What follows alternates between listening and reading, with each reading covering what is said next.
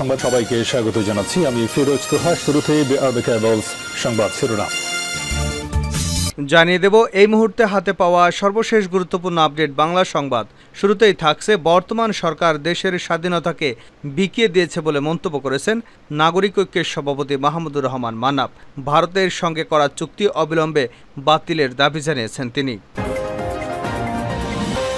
এবারে জানাবো দেশের দ্রব্যমূল্যের ঊর্ধ্বগতির কারণে কাঁঠালের মতো জাতীয় ফলও এখন জনগণের ক্রয় ক্ষমতার বাইরে চলে গেছে বলে মন্তব্য করেছেন বিএনপি চেয়ারপারসনের উপদেষ্টা আব্দুস সালাম।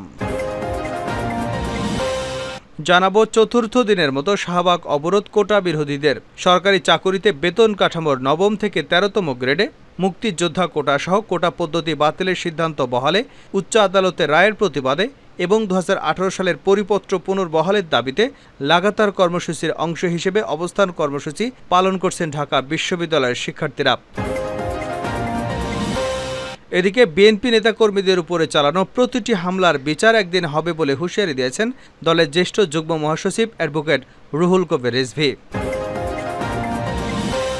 এবারে থাকছে একটি গুরুত্বপূর্ণ সংবাদ। আদালত থেকে বেরিয়ে যা বলেন নোবেল বিজয়ী অর্থনীতিবিদ ডক্টর মোহাম্মদ ইউনুস। এবং সর্বশেষ জানাবো আন্তর্জাতিক সংবাদ। ইসরায়েলে 200 রকেট ছুড়ল হিজবুল্লাহ। লেবাননের সশস্ত্র সংগঠন হিজবুল্লাহ জানিয়েছে তারা ইসরায়েলের সামরিক অবস্থান লক্ষ্য করে 2 শতাধিক রকেট হামলা চালিয়েছে। খবর আল জাজিরার। এতক্ষণ শিরোনাম শুনছিলেন, এবার বিস্তারিত। প্রিয় দর্শক, আপনি যদি এই চ্যানেলে নতুন হয়ে থাকেন, ভিডিওটি দেখতে দেখতে চ্যানেলটি সাবস্ক্রাইব করে আমাদের সঙ্গেই থাকুন। আর এই ভিডিও সম্পর্কে আপনি আপনার মূল্যবান মতামতটি কমেন্ট বক্সে জানিয়ে দিন। আর হ্যাঁ প্রিয় দর্শক, জানিয়ে দিন ভিডিওটি কোথা থেকে দেখছেন। ভারতের সঙ্গে সমঝোতা চুক্তি বাতিলের দাবি মান্নার। বর্তমান সরকার দেশের স্বাধীনতাকে বিকিয়ে দিচ্ছে বলে মন্তব্য করেছেন নাগরিক ঐক্যের সভাপতি মাহমুদুর রহমান মান্নাব। ভারতের সঙ্গে করা চুক্তি অবিলম্বে বাতিলের দাবিও জানিয়েছেন তিনি। বৃহস্পতিবার জাতীয় প্রেস ক্লাবের সামনে আয়োজিত এক প্রতিবাদ সভায় প্রধান অতিথির বক্তব্যে তিনি এসব কথা বলেন। বিএনপি চেয়ারপারসনের উপদেষ্টা ও জাতীয় সংসদের সাবেক বিরোধী দলীয় চিফ হুইপ জয়নুল আবেদিন ফারুকের উপর পুলিশি হামলার 14 বছরেও বিচার না হওয়ায় এই প্রতিবাদ সভার আয়োজন করে জিয়াউর রহমান সমাজ কল্যাণ ফোরাম।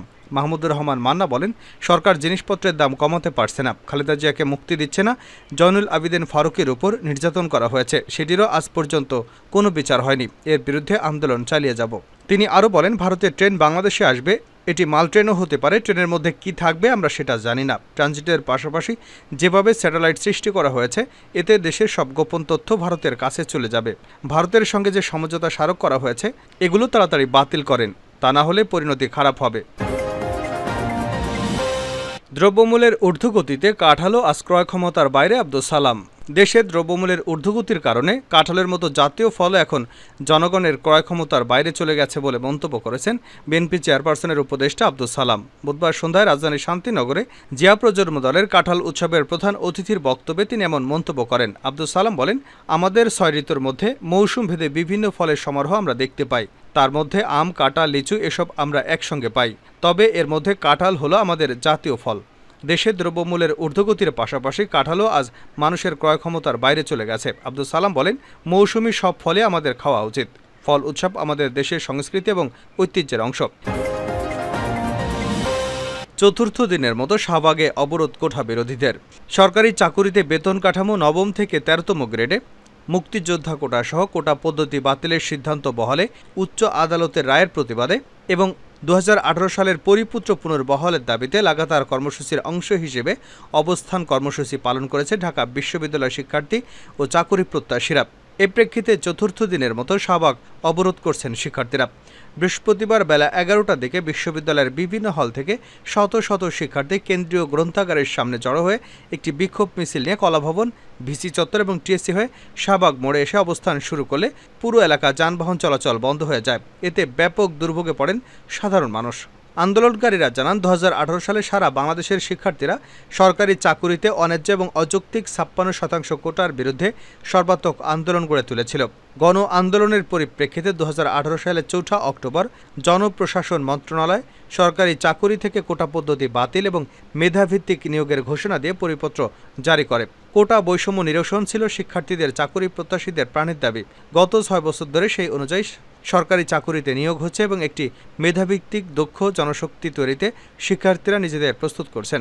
তারা বলেন, অত্যন্ত দুঃখের বিষয়, গত 5 জুন মহামান্য হাইকোর্ট সরকারি চাকুরিতে কোটা ব্যবস্থা পুনর্বহাল করতে রায় দিয়েছে এবং 2018 সালে জারিকৃত সরকারের পরিপত্রের অবৈধ ঘোষণা করেছে।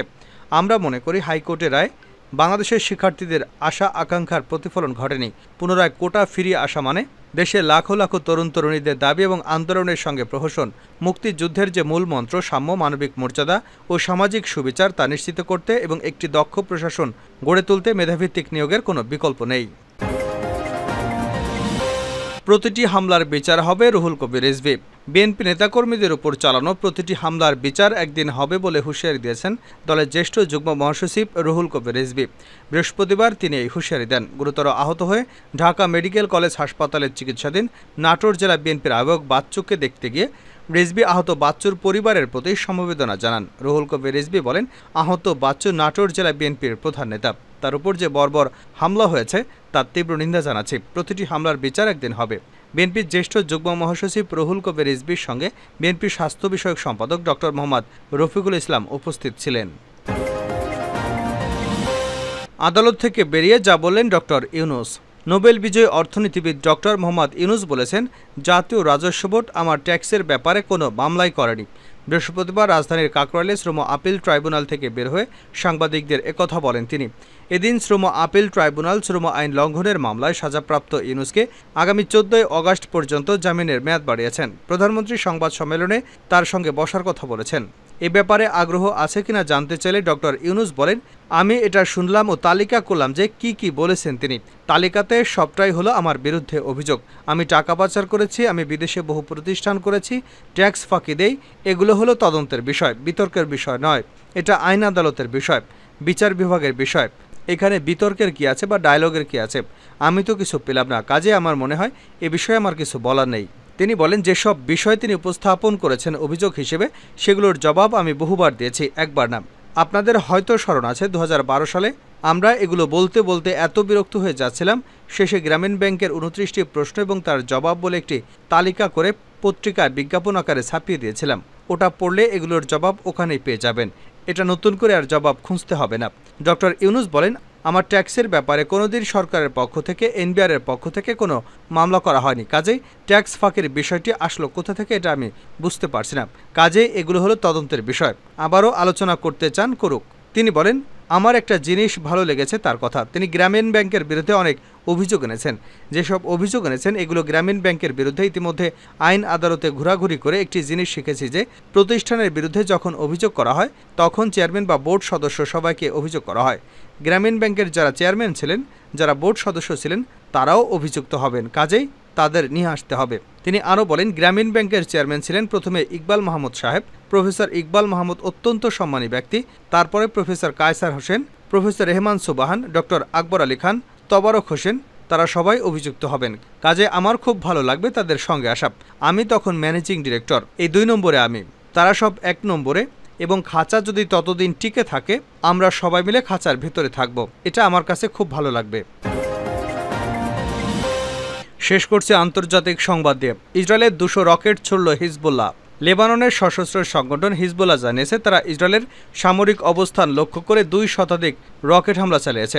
বুধবার হিজবুল্লাহর কমান্ডার মোহাম্মদ নিমা নাসেরকে হত্যা করে ইসরায়েল। তার জবাবে এই রকেট হামলা চালানো হয়। হজ আবু নিমা নামেও পরিচিত ছিলেন নাসের। তিনি সংগঠনটির 3য় উচ্চপদস্থ কর্মকর্তা ছিলেন। হিজবুল্লাহ ও ইসরায়েল কর্মকর্তাদের মধ্যে ক্রমবর্ধমান লড়াই এবং বাগাড়ম্বরের মধ্যে যুক্তরাষ্ট্র, ইউরোপ ও আরবের মধ্যস্থকারীরা বৃহত্তর আঞ্চলিক উত্তেজনা বৃদ্ধি রোধে হুমড়ি খেয়ে পড়েছেন। বুধবার লেবাননের একটি গাড়ি লক্ষ্য করে এই হামলা করে ইসরায়েল। এতে দেশটির সশস্ত্র গোষ্ঠী হিজবুল্লাহর ওই কমান্ডার নিহত হয়েছেন। দেশটির রাষ্ট্রীয় বার্তা সংস্থা ন্যাশনাল নিউজ এজেন্সির বরাত দিয়ে আল জাজিরা জানায়, দক্ষিণ লেবাননের বৃহত্তম শহর টায়ারে একটি গাড়ি হামলা চালিয়েছে ইসরায়েলি বাহিনী।